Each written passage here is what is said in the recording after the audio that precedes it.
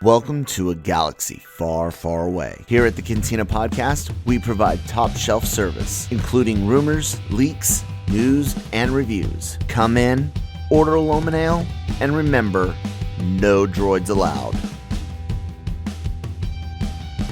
Hey everybody, welcome back to this week's edition of the Cantina, where we are talking Star Wars.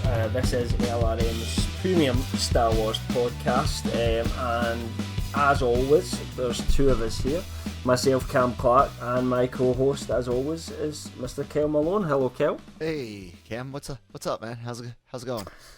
Good, pretty good. Yeah, it's been a relatively slow Star Wars news week at the moment, which I think is kind of every week at the moment, because I think Disney are very focused on Marvel, all the Marvel stuff that they've got going on, whereas the Star Wars stuff, there's things being made, but it's all being kept very much under wraps for the moment. Right. Not hearing much about Book of Boba Fett, which is due to finish pretty soon.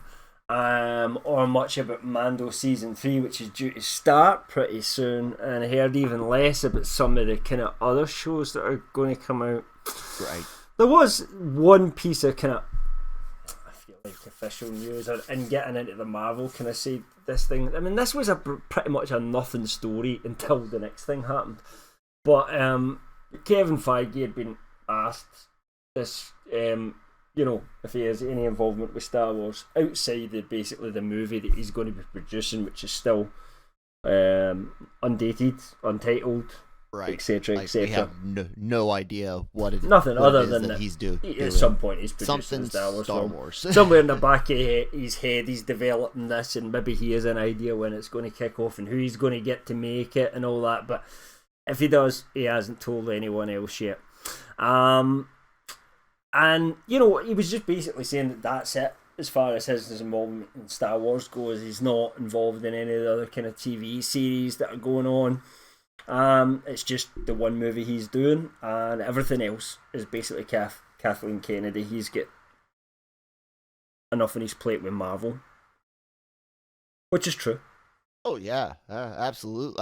I especially when you consider that kind of promotion they gave him, where they created the new structure of Marvel. It basically put him in charge of everything Marvel, not just the movies, not just the MCU. Except for a very small part of the publishing side of things related to, like, mostly creative things are for comics are still in the comic editor's hands, but I think true, but I think he's still overall in charge of it's just that he probably lets them do their own thing at the end of the day, but ultimately everything Marvel goes through him at some point. There was like one or two things, I think, where someone doesn't technically answer to him. They answer to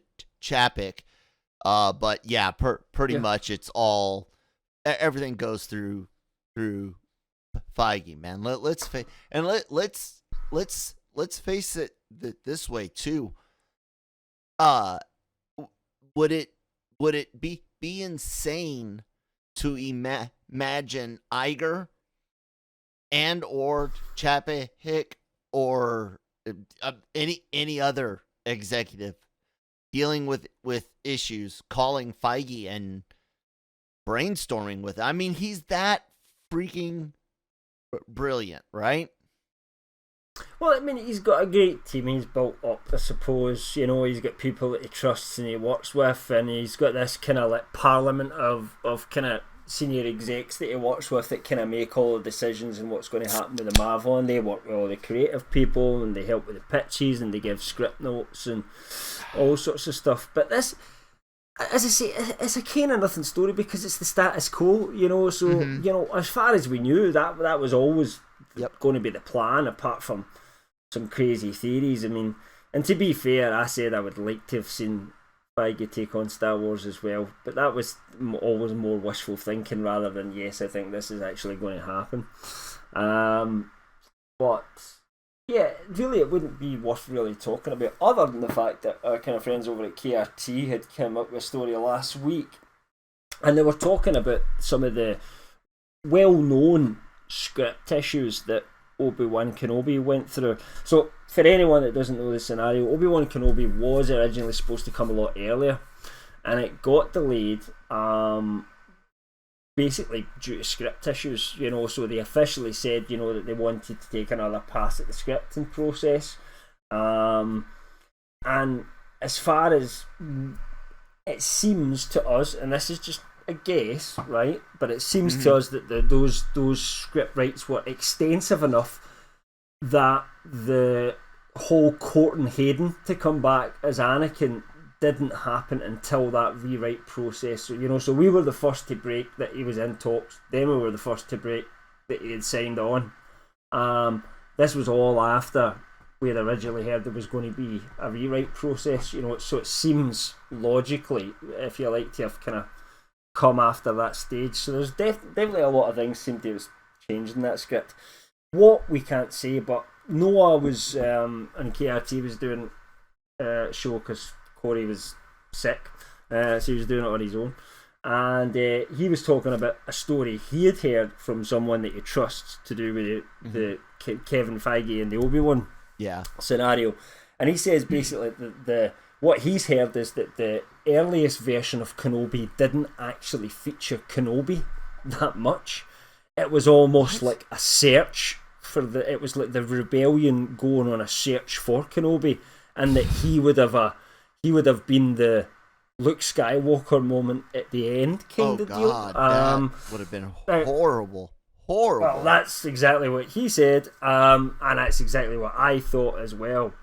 But this story does get arms and legs though. So what he says is, at some point, Kevin Feige visiting his friend Jon Favreau is given this, or they get a hold of this Obi-Wan script, and they immediately have some kind of serious reservations about why would you have script for an Obi-Wan Kenobi show that doesn't actually feature Obi-Wan Kenobi, and they've passed that feedback back, and that's what actually prompted Kennedy to then push for the rewrite option based on what those original scripts were.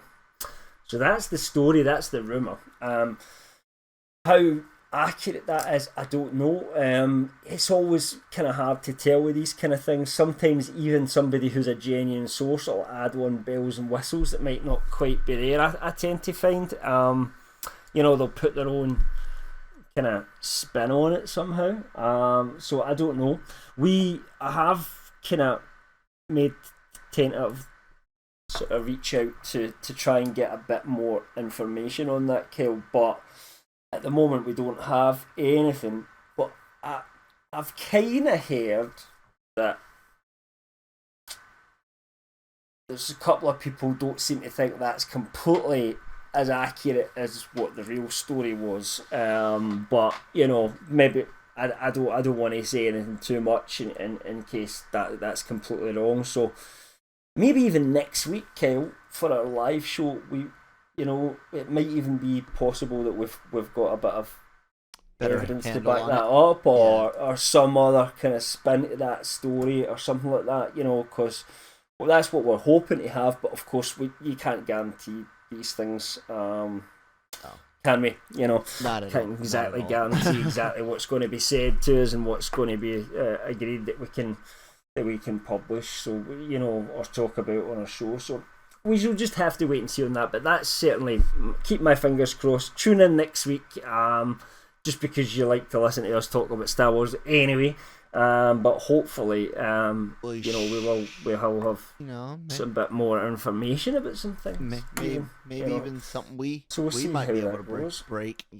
That'd be kind of fun. Never know. You never know. And at least, as I say, I'd like to get some more information to find out if there's anything we can do to corroborate or maybe go against this particular story as well. To just play with the what if side of thing. The what if side of things. Geez. So let's talk about as if that is true. Yeah, like I said, it's not hard to imagine somebody saying Feige said X, Y, Z about almost anything on almost any level, from production to marketing to story to freedom for direct. Like, you could almost literally have Pixar working on something, or Disney Animation, or Disney Pictures, or Lucasfilm, and it almost makes sense that he and his word would hold that much weight just because of his record, right? Absolutely. If I was making a movie and Kevin Feige gave me advice, I would certainly listen to that advice. Even if I didn't fuck like you, it. Kevin Feige. Yeah, exactly. You don't know better than me. I'm a movie maker. So yeah, you just wouldn't do that. So it's possible it could have been a very innocuous thing. Like, yeah, no, I agree with John on this one, but his weight might hold some. His opinion would obviously, I'm sure, hold a lot of weight with the likes of Kathleen Kennedy. Let's just say, right, I'm not sure about this whole, the idea was, I mean, it seems almost too horrible to imagine. Would you agree, Kyle, that, it seems so far out there, almost away from what any of us thought, because we always knew there was an Obi-Wan Kenobi show coming. And we all then had an image of what that was. Think about this. And I don't think that was anyone's image. No, but I just had a terrible thought.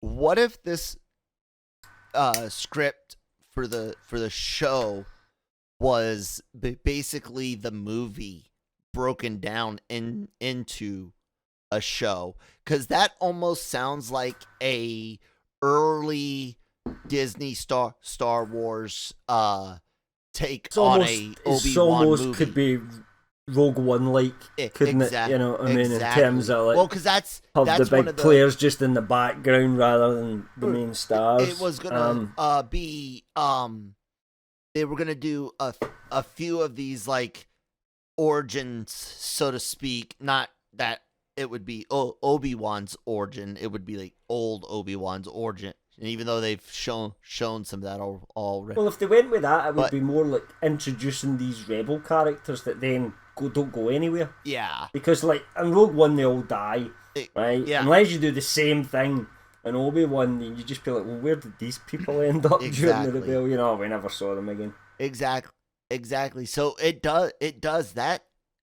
Does that really sounds like they said, okay, now that we've got the Disney Plus thing, let's just take that Obi-Wan thing, cut it into pieces, and fluff it out to six hours. Yeah. And although that, I mean, and I don't know whether this is what when happened. that fluffing out thing happened, but I don't know whether the fluffing out thing was at that point adding in more McGregor. Because at that point, the whole thing came out that he was coming back for it, and you wouldn't have thought that if he was just coming back for some daft cameo. Yeah. I wonder whether the kind of fleshing out thing actually was that process. Well, I had heard a while ago, before the rewrites, that a lot of it would just be Obi-Wan on Tatooine, small scale stuff. That was the other thing that we had heard. Yeah, absolutely. And they kind of pushed the boat out a little bit more in the rewrites. Not necessarily terrible, but I think, okay, I've always said that would have been fine for a little low budget movie.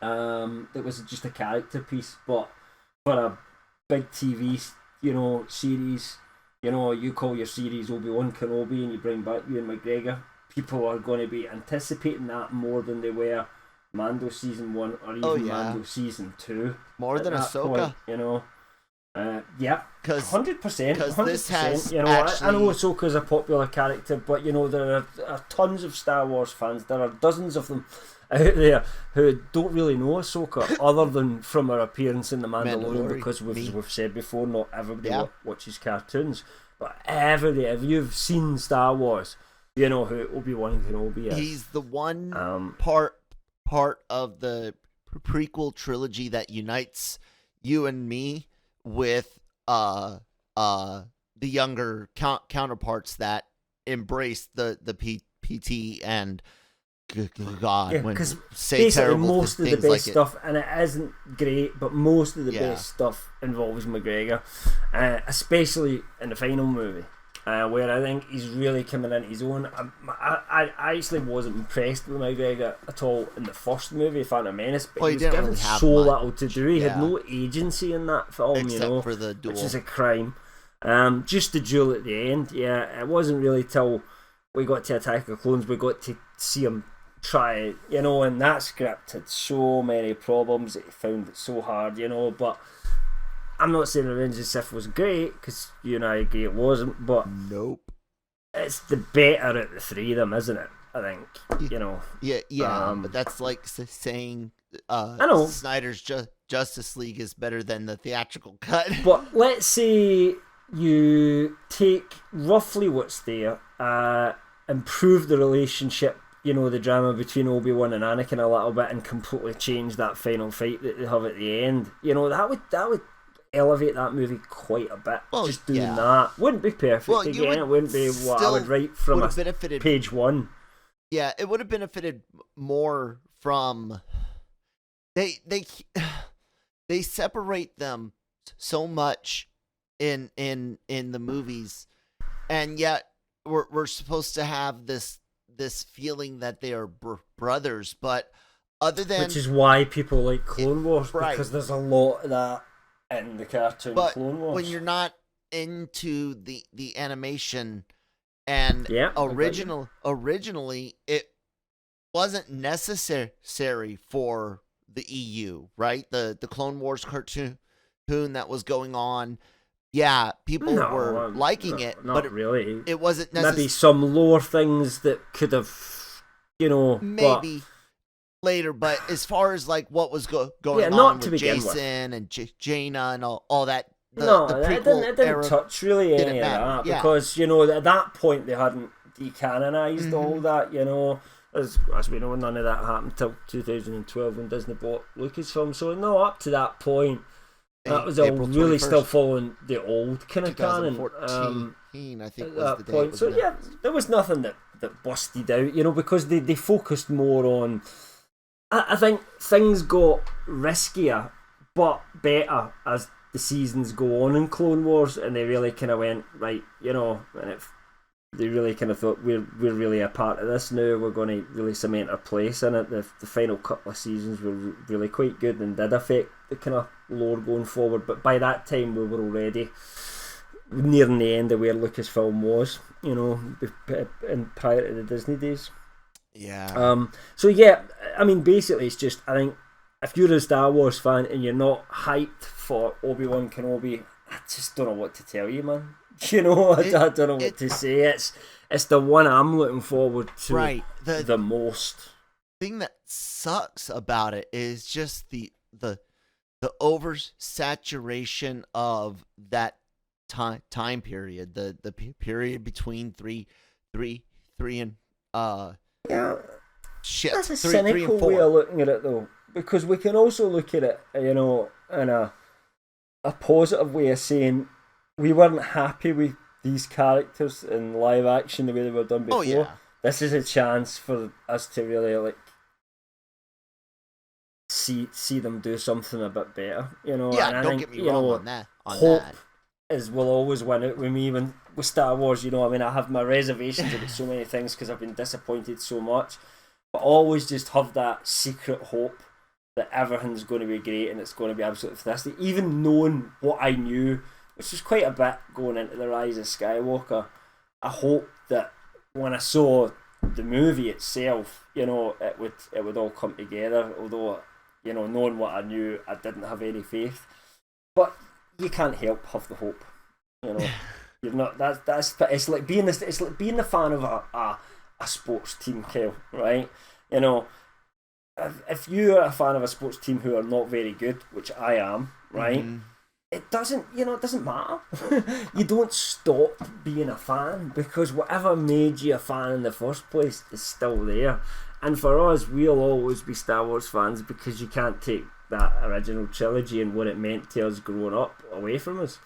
So you'll always be a fan and you always hope it's great, but sometimes your team's shit and sometimes your team's good, and that's just the way the world works, and you support them through thick and thin. So that's what I feel like. But like every fan of a sports team, I'm entitled to criticise when the manager's not doing a good job and they're picking the wrong players, etc., etc. And that's what we've done really recently, But hopefully things are in a bit of an upturn at the moment. I hope so. I mean, we look at things that are canon, right? And you can't help but sometimes get angry.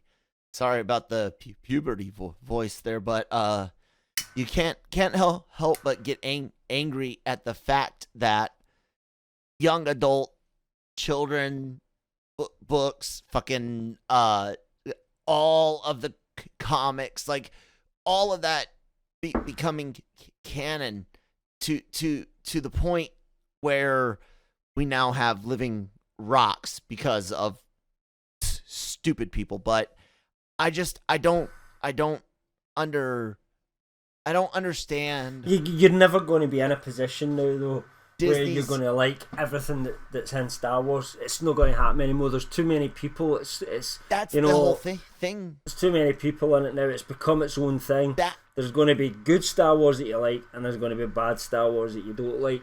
And that we didn't have that to begin with. That's something that we're learning. It's our new reality, if you like. Right. But here's the bad part. If you don't like what's new, there's a group that's trying to push you out as bad as the group that is already established doing the gatekeeping thing. And I look at, as we've talked about in previous weeks, and I look at that there's these extreme groups, that story element of it, and just the what is canon question. I have this weird sensation that if you just made it more loose even than the old EU, fuck it, just make your it's like live action and Clone Wars Rebels only. As long as you've got someone controlling it, because then you could have somebody that goes off, they just write a book, they think it's great, and then, later on somebody comes to you with the greatest idea in the world for a movie, and you can't do it because this guy wrote a pretty average book that you didn't like in the first place. Someone needs to try. That's the story group. There still has to be the job, isn't it? There's probably hundreds of people within that Lucasfilm story group, and that's their job to try. It doesn't need to be hundreds. Maybe that's part of the problem. Maybe they need to actually shrink it down considering some. all the lore. Think about it. Let's say you were in charge of that department. How could you keep track of absolutely everything that's happening? You'd need somebody looking after comics. You'd need to have different teams looking at these things and feeding into you. And you'd need to be so far advanced that it would be initial pitches that would be coming to you, and you'd be having to give notes and that before you even really get the context, and then you're going to get further down the line and go, now that I've seen the context, this is going to really interfere with us, and my directive is this timeline's being kept for, whatever here. I just imagine that being a really fun job if you love Star Wars, but at the same time, really, really difficult. Let me tell you how you do that. Okay, so the stories that are coming into what is it that Hidalgo guy? Just so Lucasfilm, listen up. Kyle's about to restructure the company. Yeah. Here, so a little military structuring, if you will. So So you're asking if Pablo Hidalgo is like top he's guy like in terms of the story group. I don't know if he's still charge, the story guy high or up, what, the holocron or whatever. but Whoever you're gonna choose as your continuity head. Okay. They have four sources to consider. Comics, novels, which will include a grown up and everything that's not illustrated. So comics and then novels, you've got the technical guides and companion books as well, right. which should be almost a different thing. And then the movies and the TV. So he needs one person responsible for each of those, where they filter out the things coming to them, and that. But imagine that was you, right? Exactly, and they funnel the things my up to him. instinct But here's the thing: would be, because I know you have to trust the people that you're running with, and seeing a business that's just your job, right? You'll do that. But see, it's something that you were so passionate about, I would feel the urge to micromanage and explore everything that they were doing and make sure they were all singing off the same hymn sheet. Right, but here's the really cool part is that's actually only part of the equation is the what's being made now for what era. The one good thing I can say about Disney, I don't like the restructuring of the years and date system, and it's hilarious. I am listening to what is it? Dark Force Rising on audiobook, and there's this scene where Luke is looking through the Jedi archives, and he makes a complaint about every time someone takes over the galaxy, they change the date system, and that's freaking hilarious. It's kind of like our own history in some ways as well. They always used to do that. Yeah, and I mean, most of the way time works, the way so many things work in this world still comes through British colonial times. Mm-hmm. Do you know what I mean? Then you go back and you can go to Rome, you can go to, and so on and so forth, back as far as you want to go. So yeah, no.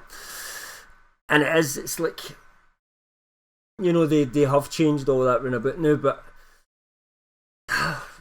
kind of because, I think it's a good idea to structure it. I like it being properly structured. I'm not so keen on like what they've called stuff, and how they've kind of described it. But I mean, it's not really any biggie. Like, I wasn't keen in the way they talked about the High Republic, but I wouldn't have cared, after the stories have been really, really good, and, I was really engaged with it, then, that probably wouldn't bother me. Does that make sense? It's like when we say, oh, this movie's got a shit title and I hate it, but see if this is the best movie of all time, I won't care what the title is, Yeah, I mean, it's, on one hand, choices are great. I love it. When there's choices, you're absolutely right. No matter what you like will always be there for the most part. I mean, it is 2021, so but the OT's not going anywhere. The prequels aren't going anywhere. The original, like I said, I'm listening to the original Thrawn trilogy. None of that's gonna still there go anywhere. But this is the thing, and this kind of this crap keeps going on and on and on. It's, why is it wrong to say that you dislike some part of Star Wars any more than it's wrong to say you like some part of Star? Like, that's what I don't get, is is why It's the can't same it literally be as like, I don't like the sequel holes, I like the EU, and that should be okay.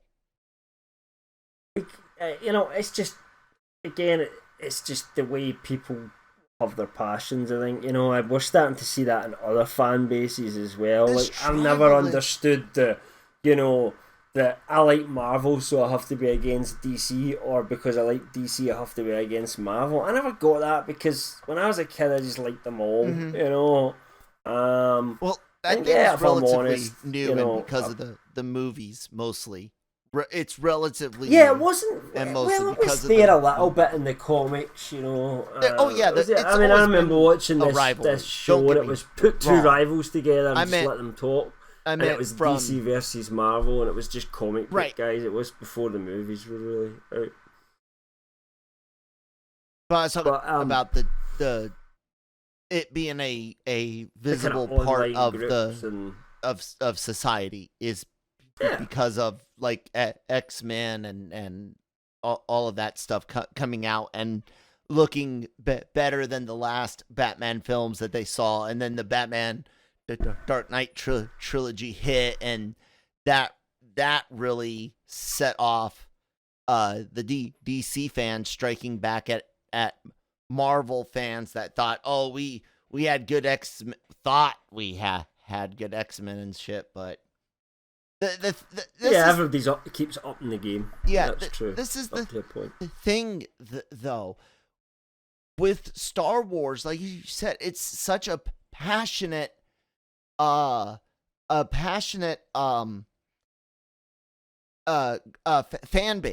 base, and people lose. I've even said it. It's like a religious experience for a lot of people. They remember when they saw Star Wars for the first time. What shit? Some people could tell you the color of the carpeting of the house they were at, because when it's people like you and I, it's the first time we saw were on VHS or some replay on TV or something. But it is that passionate, which is glorious, and I love it. It's great, but I cannot comprehend that. I can't say your rock person is stupid as fuck, and if for some reason that's bad, that's wrong, that's you gotta love it all, accept it all. Well, you're not accepting what we like. Well, that's I just don't like inconsistencies and this thing with Feige. And I'll just say it right up front. Here's a good example: the whole healing thing, Rey healing people with the Force, and bringing that Force power in at that point in the story with someone who's as untrained as Rey is, when Yoda couldn't do it and all that. That bamboozles me. It absolutely bamboozles me that somebody thought that was a good idea. I just have to be honest. It was just a crazy move, and yet some people are like, what are you talking about? That was genius, and you're like, okay, it's almost fair enough. Like when let's have different opinions. Sorry. Yeah, but it's almost I wonder if people get so invested in something, and I'm trying to think of an example of something that was just outright like horrible, but it had its defender. Like BVS has got its fans, for example. It's dedicated that die. And I think you could probably pick any movie, and there'll be someone out there that loves it for whatever their crazy reason is, And that's it's fine. very rare that there's a couple of films that I've switched off before the end. It's for a movie buff, that's just not something. Not once I'm engaged, even if it's bad, I'll tend to watch it to the end. Yeah. Just because why not? Especially when I was younger and so much more free time in my hands. I would just watch any movie going. I just wanted to watch everything that I'd never seen. But But there's always somebody out there that, or even the odd one or two that I switched off halfway through that would be like, no, I love that film, it'll be there. It's just that, the more popular it is, the more you have people, and people think, like, everybody thinks they're the biggest fan in the world, and nobody's as passionate about something as them. So if you don't agree with their opinions, clearly you don't know Star Wars as well as they do, And then, that's when you start getting debates back and forth and people start getting paid. I remember arguing with someone once, and I'd love to be able to find this person on the internet now because I was proved right. And it was, there was that comic where it kind of hinted that Palpatine had created Anakin, but it was like a dream sequence. It wasn't actually real, right. And even the writers themselves come out after it and says that's not what we were going for. Yeah. With that is not us saying that this is canon. They're now. Fucking. Well, I had an argument with a guy that said, look at this comic. It proves that this is canon. So it doesn't matter what you think about the Force or anything like that. The Force is what Lucasfilm put on pages. And I was like, I don't even read the comics. I didn't know that at that point. And they're like, well, that's your fault for not absorbing the entire medium, like I do, because I'm a true Star Wars fan and stuff like that. You're like, oh, fuck off. Yeah. That's just, you're going to get people like that, unfortunately. And as we've said before, it's an echo chamber, so people like to find other people that are like them. And that's rather than why listen to people that I can at least give Lucas credit on this. He never bowed to any mob, regardless of the size. No.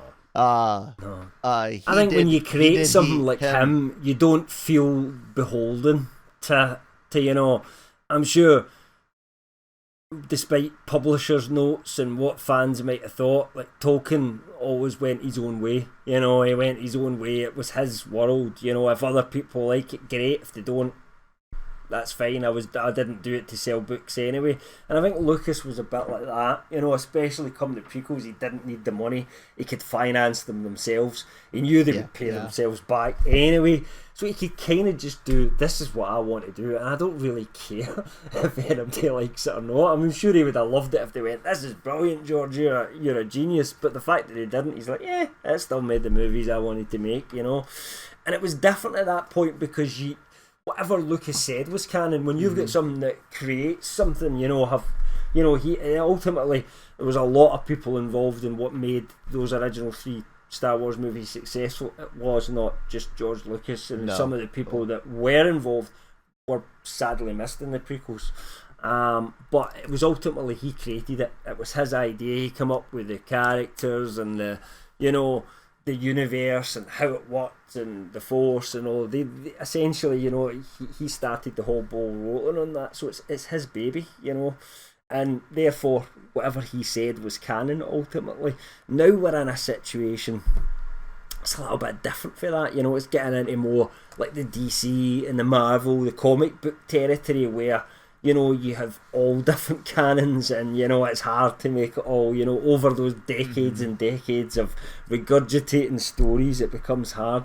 And I think it's just inevitable that Star Wars has gone that way, and it's gone from that being one creator's vision to a franchise run by a number of executives. And 20 years from now, they're still going to be making Star Wars stuff. There they are. And it's not going to be Kathleen Kennedy, and it's not going to be Jon Favreau or Dave Filoni or anything like that. Probably it's going to be guys that are maybe younger than Kyle and I are right now that are going to be running that at some point. Yeah. Yeah, that's a bit younger than me, 15. my son's nearly that age. But I wasn't quite going that young, but you know what I mean. And they're going to have completely different ideas, and I fully intend to be, in my 60s, one of those grumpy guys when I'm retired, going, what's this? That's shit. Star Wars. They've crapped it. The last 10 years have been garbage. I'm not interested in it anymore now. I think I feel like my dad. Do you know what I mean? Who everything new is rubbish and everything was better back in the old days. I can kind of feel myself going that way already, which is a shame. I don't even. I feel like I'm being told that's how I am, but then I look at everything in context and I'm like, no, like Yeah, I mean, I'm not there yet.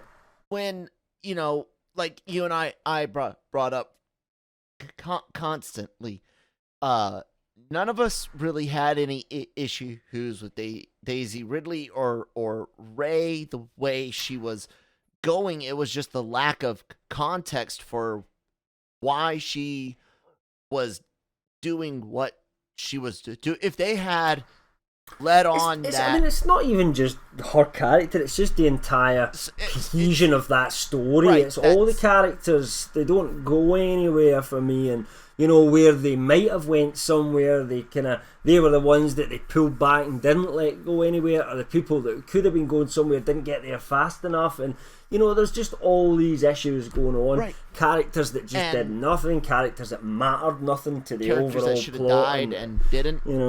Lots of different things like that. There was didn't feel like there was any stakes, any people that we truly cared about, any villains that we'd love to despise. A million things. The best thing they had was just because he was the best actor in it. It was Ben Solo, played by Adam Driver, because he just performed it so well. But I wish he'd been in a different story, because he's the perfect, he is the perfect person to play, I think, the son of Han Solo and Princess Leia. I just don't think you could have cast anybody any better than that as their son. Was but great. I just wish it was a different story he was in. What you did is just point out what I'm trying to get at. You can point out all of those reasons, and then as soon as you get to the one about Rey and questioning, well, why could she do this, that, or the other? Well, you never question Luke Skywalker is told very early in the first movie that his father was a very powerful Jedi Knight and a great pilot, and like you've got lineage established, right? That not even needing that it's Vader. It doesn't matter, because Luke doesn't really use the Force hardly at all in that first movie. Just a feeling that helps him shoot that final shot into the Death Star, and that's like it's like the first tentative steps. And the one time he blocks the blaster bolts, and he's like, I think I could almost just tentative steps into the Force. As Obi-Wan says to him, it's your first step into a larger world. Right. At that point. And here's what I'm getting at. I'm being told that the context is Rey uses a Force mind trick before she's ever been showed how to do it on someone, which I always thought was quite an advanced skill, because it shows you that Obi-Wan is quite advanced when he just these aren't the droids you're looking for, and you're like, oh, this guy's powerful, and Rey just comes out with that boom, and it felt right away out of place for me. So then, and that's what prompted the whole, what is going on with Rey? Why? That was the question in my mind. Why is Rey so powerful? We need an answer to that. And then they not even until they had to chase that, and it didn't make sense even at the end. But that's what they were chasing because of the, what they did in the first movie, and that's nothing to do with it. She was a girl, and as you say, if he was a boy character, it'd be absolutely fine. There's plenty of characters who are equally as plot armoured and prophesized up to the max. In fact, most of them are male characters, to be perfectly honest, who are just as badly drawn characters to me.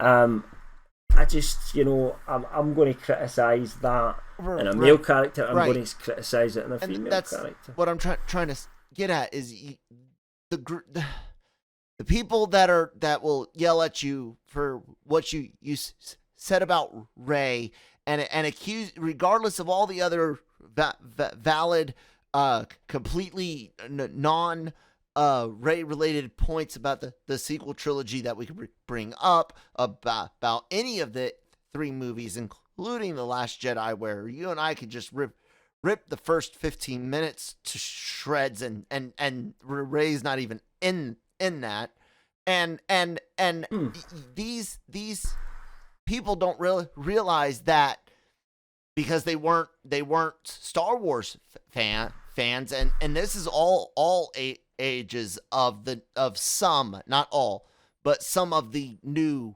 fans. They're not all young, Some of the new fans are older, brought in by their kids and stuff, and that's fine. That's always been fine. But they don't even understand. It's like I was already heading into the new female-led Star Wars. I mean, Star Wars had already had several female leads in Leia and Mara and Jaina and Tahiri, and we were heading into this. But on film, certainly, I wouldn't have called Leia a lead character. She was always, but we've said this before that the decision to make the girl the hero in this one was the right move. Issue. We both thought that was a good move right away because, absolutely there is no reason, I'll say this right now, there is no reason at all why a male Jedi should be more powerful than a female Jedi. It's not strength, it's not nothing to do with how much testosterone you have in your bloodstream, it's your connection to the Force. So you can get a female kick-ass Jedi badass, no problem at all. We had them.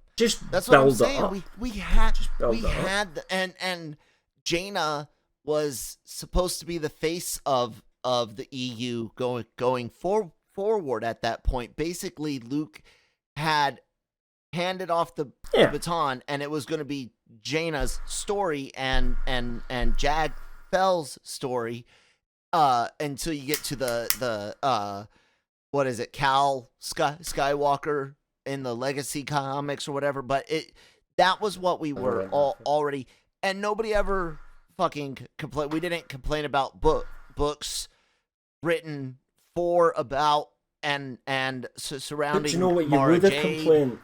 You would have complained if a character had showed up out of nowhere and suddenly was more powerful than Luke had ever been at his prime, and his similar, and never explained why. And they take supplemental, a supplemental book released after three books of no explanation, and go, oh, by the way, that character can download forceability. Like, was that I can't even remember it ever being explained anywhere in the movie that she downloads force abilities. That's absolutely. So they went and looked. I mean, this is what they do. They've went back because, let's be honest, the story group didn't have that much input into what was happening in the sequel trilogies. Because I've heard reliably that the two directors that worked on it, the story group, Rian Johnson, all loved each other, but J.J. Abrams always pushed against them and wanted to go different ways. Ultimately, Lucasfilm allowed Abrams to do what he wanted, and the rest is history, as they say. That's unfortunately how that kind of works. But just to get back to the whole kind of raid. Again, no, we're not just draw a line under this. If I slag off Rey as a character, I actually quite like Rey as a character in terms of how Daisy Ridley played her. It's the progression that I have an issue with.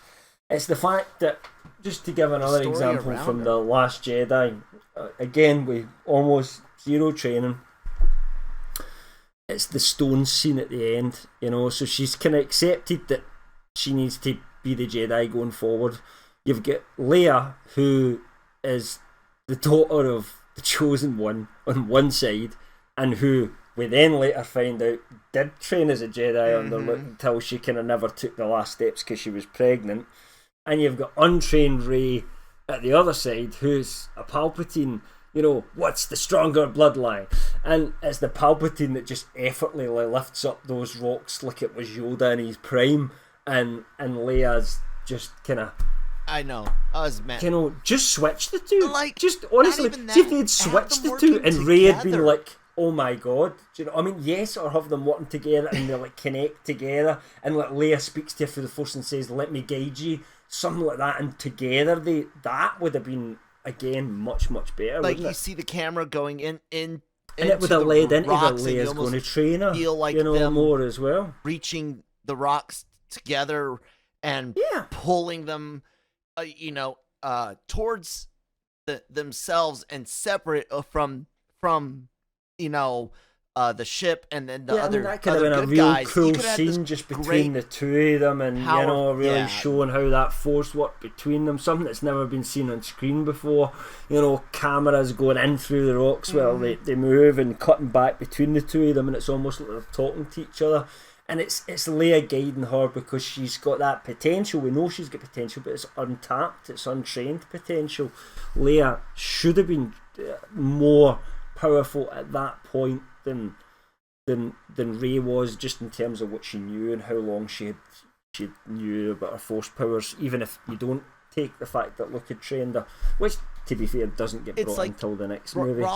Raw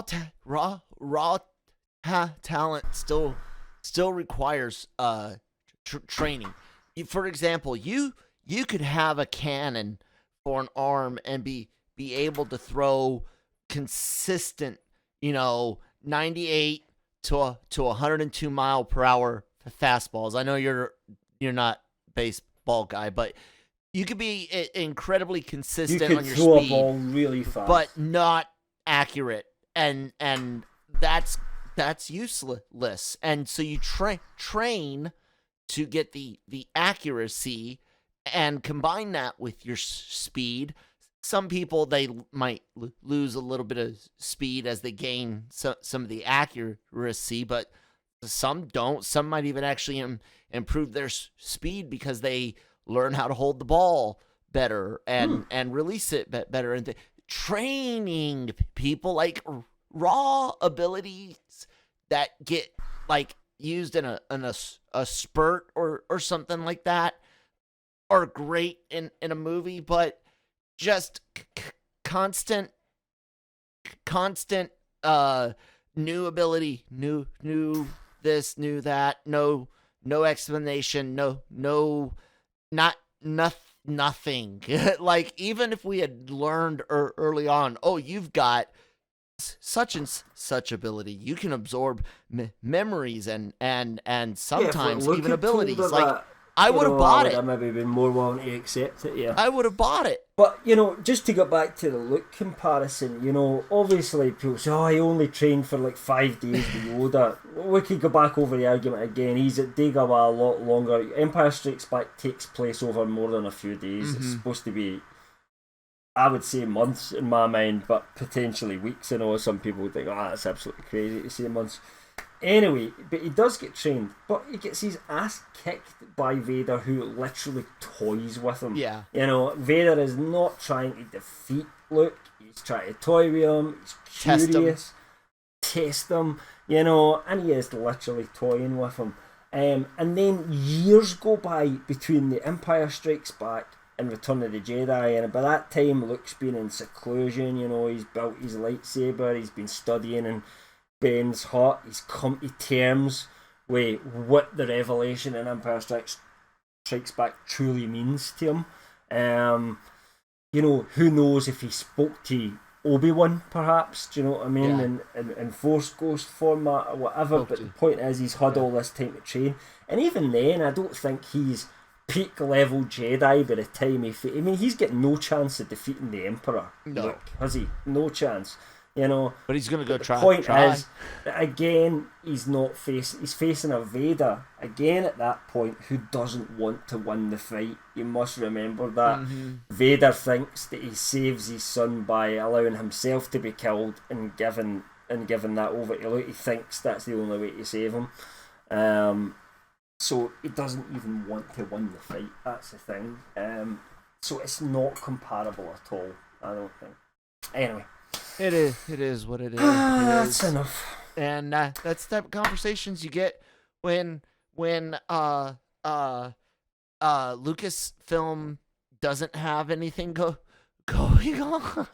It's hard to believe that besides the Bad Batch, we have to wait until Christmas again.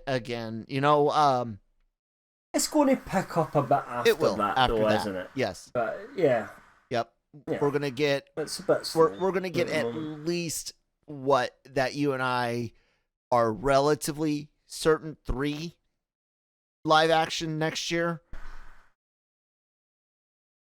I think we're relatively certain 3 will be released at some point next year. Yeah, and or at least that Kenobi and one of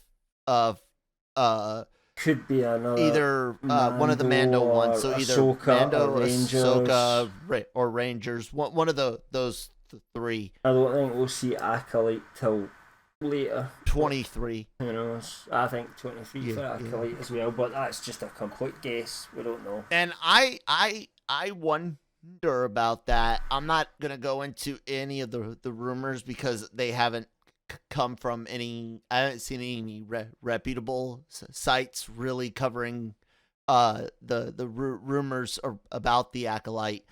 But I do wonder, with the sour reaction to the High Republic, the distancing of it in real time, I'm wondering if that may play an effect on the story. You know what I'm saying? Like, are they going to have less connections to what's been established in these books and comics? You know, that type of thing. I know there's some kind of connection in terms of the years. I don't know if it's one getting into the other, you know, kind of thing. So I think it's too early. We don't know. To tell. So, but anyway, Hayes, next week, ladies and gentlemen, we plan on being live on Friday around 5:30ish p.m. Wait a minute, I thought we could do Friday at that time. What time are we might have to do Thursday next week or something like that. Okay. Mike was going to join us, and more to follow. The best way to do that and get the information on the live shows to follow at LRM_exclusive, at that Kyle Malone, and at LRM_Cam. And we'll make sure you guys know. But we are going to be live some point next week, and like Cam said, hopefully we might have some clarity on some of this Obi-Wan, Feige, Favreau, Kennedy story script ordeal. Because I'm curious, not even a haha, you thought you had something and Feige said it. No, just out of just the curiosity of the fact, does Feige really does that authority really exist? Because I think it does.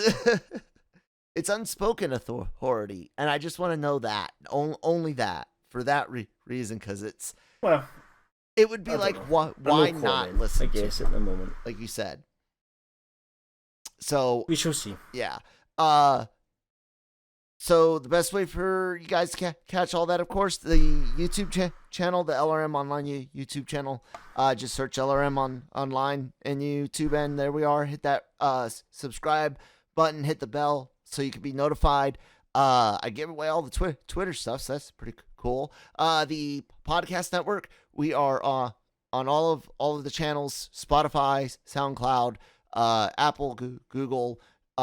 Great shows, Animeversal podcast covering Dr. Stone right now, Breaking Geek Radio, the podcast, LR Mornings, the Cantina. What else? We got Marvel Multiverse Mondays.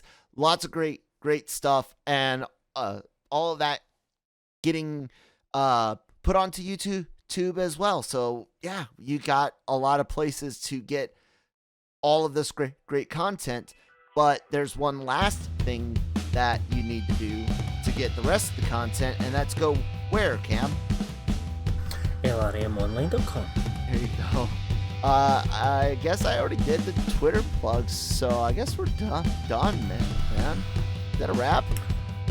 Yeah, that's a wrap. We'll see you guys next week. Yeah. As I said, hopefully live. Let you know exact time it's going to go live, we'll put some tweets out there so that you know for sure, just so we can align our diaries and get everybody on at the right time. I gotta. I don't have a diary.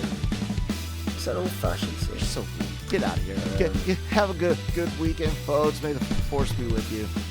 Bye.